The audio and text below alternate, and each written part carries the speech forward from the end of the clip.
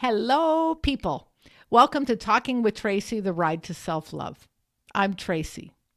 On this week's episode, we're going to be talking about validation and the importance of this, how it relates in friendships and in relationships.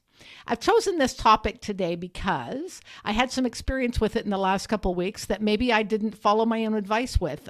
So I'd like to hear what I have to say today about self-validation.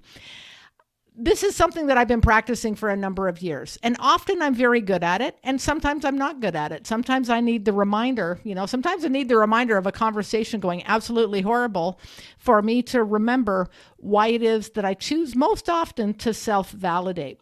So first of all, we'll start with what is self-validation? I'm going to bring a quote up here for you.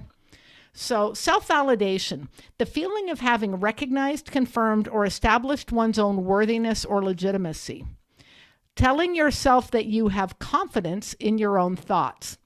So that's that's the definition of self-validation. So what does that mean? Like when I break that down to me, self-validation means that I believe in my own truth, regardless of whether anyone echoes it back to me or tells me that I'm right. I don't need someone else to agree with me. I don't have to argue to that spot where they say, you're right, Tracey. Self-validation means that I know my truth is true for me, even if other people are not seeing it or recognizing it at the time. So that's what self-validation is about. Why is this a great skill? Why does self-validation make my life easier and more peaceful? When I'm able to self-validate, it means that I no longer have to have the same old argument with people. Say we've got a friend or a family member or whatever the conversation always goes the same on a certain topic or on certain topics. And every time we engage in that, either one or both parties end up being frustrated by the experience. We know exactly where the conversation is headed. Self-validation can really help in this situation because what we do there is instead of engaging in the conversation, we know where it's going. We can say, that's interesting that you feel that way. Or we can divert the conversation to something else. We can choose another topic to engage with. If we choose to engage in the topic, we may end up getting frustrated. We may end up butting heads with somebody and having an argument. And often that argument ends up exactly the same. Because we've had the argument dozens of times already, we already know where it's going. We already know that we don't agree. So part of self-validation, there's a few aspects to this. So when I validate my own truth and I know that what's my experience is true for me, regardless of whether other people agree with it or are able to see it, part of this also means that I have to acknowledge that other people's truth is true for them.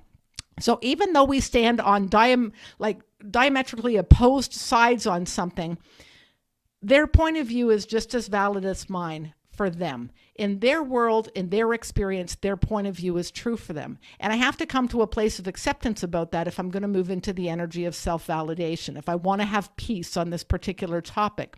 And the reality is they are right for them. From their point of view, from their experiences, what they're saying is true to them. And I can argue with them all day long, and chances are I'm not going to bring them over to my point of view.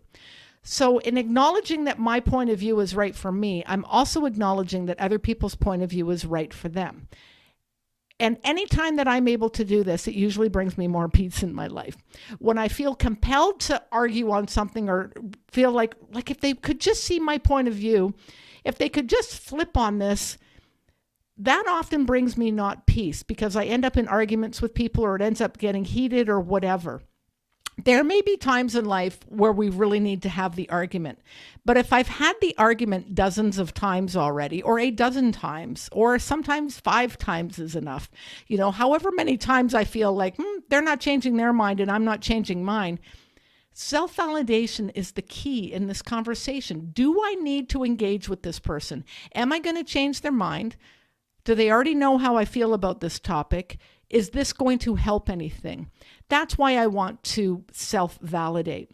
Now, when we're in close relationships with people, say like best friends or family members or whatever the case may be, we want them to acknowledge how we feel. That's something that can be important in relationships. When we recognize that, say in family relationships that aren't going to change, they're there forever unless we walk away from them,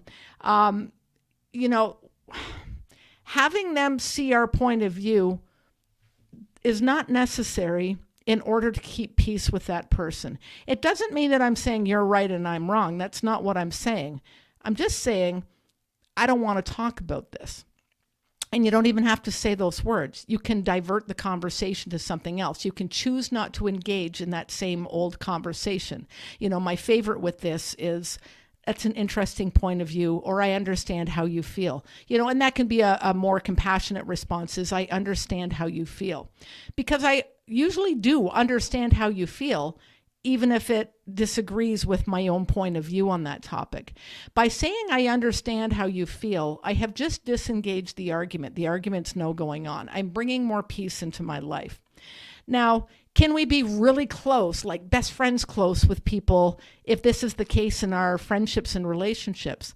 Sometimes not, because really those relationships where we feel closest with people are ones where they truly understand us, they get us, we're on the same page often with those people. We're on the same page and we're able to understand each other, and we're able to understand each other's points of views, and it's often because we share similar points of view. It's okay if everyone isn't in that close relationship with us, even if they once were. So we'll have friendships and relationships where we're like really close with people. It could be for years, it could be for a long time, it could be lifelong, whatever. Really, really close with someone. And when we're on the same page, where we understand each other's point of views and to some degree kind of agree with them, it's easy to get along with these people because we're vibrating at the same vibration. We're both vibrating like this, and we're like, yeah, I get you. You're vibing at my same vibe. What happens is when one person changes, and the change can happen because they've experienced growth, it can happen because they've experienced trauma. A person can go from being really happy to really sad, or a person can go from being really sad to being really happy and healed. People can change their points of view based on big life experiences they have, and they change as a person. Like who they are changes. And when this happens, unless the other people change with us, we're not humming at the same hum anymore. We're not vibing at the same vibe.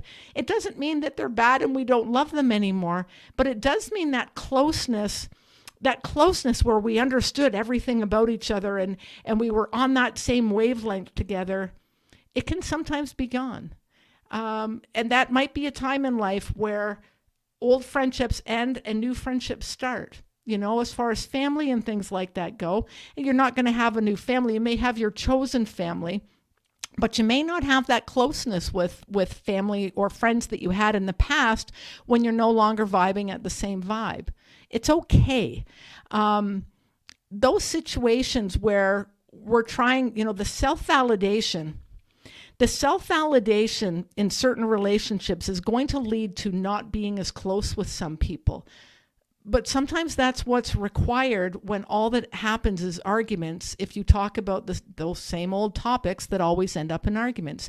I remember when I got sober. So when I chose to get sober back in 2011, I had to say to my closest friends, all of them pretty much, you're not going to see me for a long time. And the reason was I didn't want to be tempted. I didn't want to be in situations where drugs or alcohol were around at all. I needed to be around people who were sober. And what ended up happening out of that was there are a few of those friendships that are still in my life, but a great many of those friendships never came back. And it's not because I just ditched them or anything like that. That's not what happened, or that they ditched me. It's that we were no longer vibing at the same vibe anymore. I changed enough during that process that I wasn't on the same page. I wasn't on the same wavelength with my old friends. I was on a new wavelength. The wavelength I went to a very healed place. I started to become very accountable and understanding my own role in the trauma that had happened in my life, like the results of my trauma in my life. I started to become very accountable for my own addiction. I took ownership for how things had turned out for me. So hanging out with people who were still in active addiction, or hanging out with people who hadn't gone through that experience and we weren't vibing on that level of accountability and stuff, I had changed, and it's not that I was right and they were wrong. We just weren't on the same vibe anymore. And this will happen multiple times in our life. We may have friends who we vibe with forever, and we may have friends we vibe with for 5 years or for 20 years or whatever. There's nothing wrong with you. There's nothing wrong with us, any of us, if all of those friendships don't remain the same, and that other people become those important roles in our life, where the person who we can talk to about anything because we're on the same page to some degree with them. But in those, there will be situations where we were totally on the same page with someone, always got along with them, and then because at least one of those people or both of those people changed drastically, they're no longer on the same page, and it's difficult to have those in-depth conversations, because those in-depth conversations may always lead to arguments about those certain topics that are difficult. Sometimes we can maneuver through these friendships with self-validation. This is an art form. It's an art form, and I'm not perfect at it. In fact, I am far from perfect for it. That's why we're talking about it today, is because I really feel that I failed at it in the last couple weeks. That's okay. I love the one who did not communicate as good as she could. I love the one who said things that she wished she could take back. I love the one who engaged in a conversation that I knew better to engage in. That's the reality. I love the me who engaged in a conversation that I knew better than to engage in. I really felt when I looked at it afterwards, I would have done myself a favor if I had just stepped back from the conversation and said, let's talk about something else, or just, yep, that's great. I understand how you feel about that. It would have served me well. We can still have really close relationships with some people doing the self-validation thing to avoid certain conversations and arguments. To accept that you and I do not agree does not mean that we can't still be great friends or whatever. Something, we're not going to talk about those certain topics, but we can talk about other things, and we can talk about life. When someone changes so drastically that it's almost like they become a different person, sometimes it can be really hard because we miss the person we knew.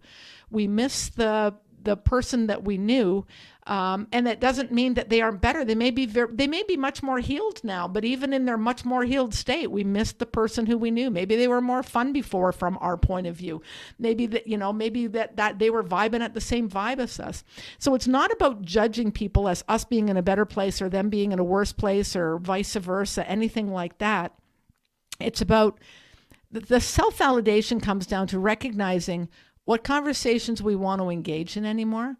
I don't need you to prove to me or say to me, Tracey, you're right, in order for me to be right for me in my life.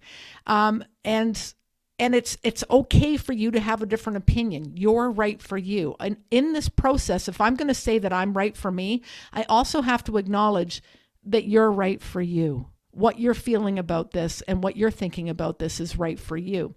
So if we can apply this into friendships, relationships, family, all of that stuff, it really will make our life a lot easier, because we're coming from a compassionate place when we recognize that it's okay for people to have two different points of view.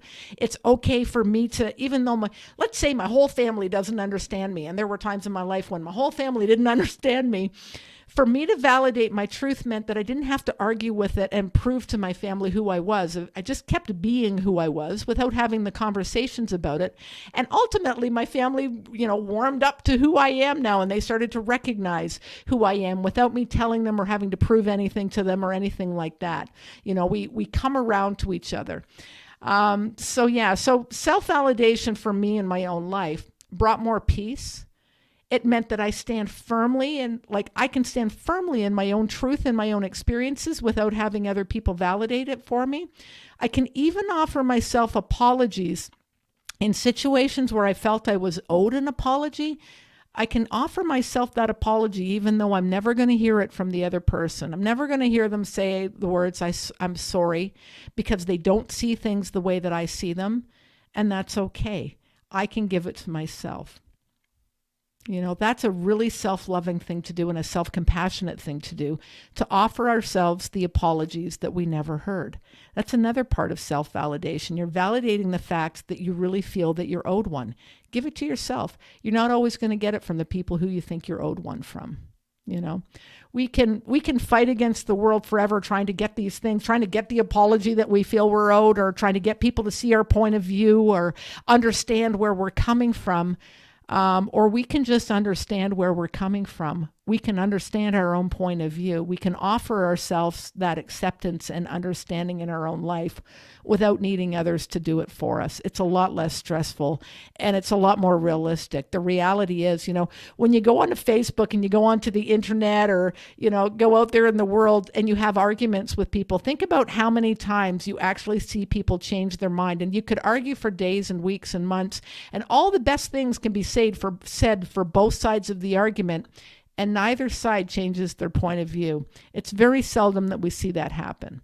I know I hear things from people educationally that make me change my point of view on certain things sometimes. And it's usually said in a very constructive forum when I get some information that I didn't have before. When I get new information, I am open to reassessing it every single time. I do my best to anyways. It's something I try to keep myself in check on. Doesn't mean I'm going to agree with it, and I might not agree with the source of it. But, I try to always reassess when I hear those new pieces of information. All right. So self-validations, friendships, and relationships. It's a dance. And it can be a complicated dance at times because sometimes we really want to be heard, and there are times we're going to need to be heard. And then there are times when we know that we've said it enough times that maybe no one's listening, or they've heard it and they just don't agree. And that's where we really want to take a look at the self-validation piece and say, do I need to keep standing verbally in my truth? I can stand in my truth without having to verbalize it with you anymore, because I've already verbalized it to you maybe 3 times or 5 times or however many times it makes me, takes me to realize that this isn't going anywhere, and me saying it again and again and again isn't changing anything. I do this for me. I do it for you too. Like when I do it for me, it's because I want peace in my life. But ultimately, if I consider you a friend or you're a family member, someone who I love, I really do it for the both of us, because I'd love for us to still have a relationship, but those arguments and those butting heads with people doesn't usually lead to wanting to spend a lot of time with people. So if we can avoid that, sometimes it might keep the friendship longer. It might keep the relationship in better check if we don't have to keep having the same old argument. So we do it for ourselves. We do it for them. We do it for our peace of mind. We do it because we love ourselves. Yeah. So that's what I have to say on this topic today. You're welcome to put any questions or anything down below underneath the video. So I would love for you right now to give yourself a great big hug like this. Put your arms around yourself. Put down whatever's in your hand, your phone or whatever. Give yourself a big hug. Tell yourself you love you. I love you, Tracey.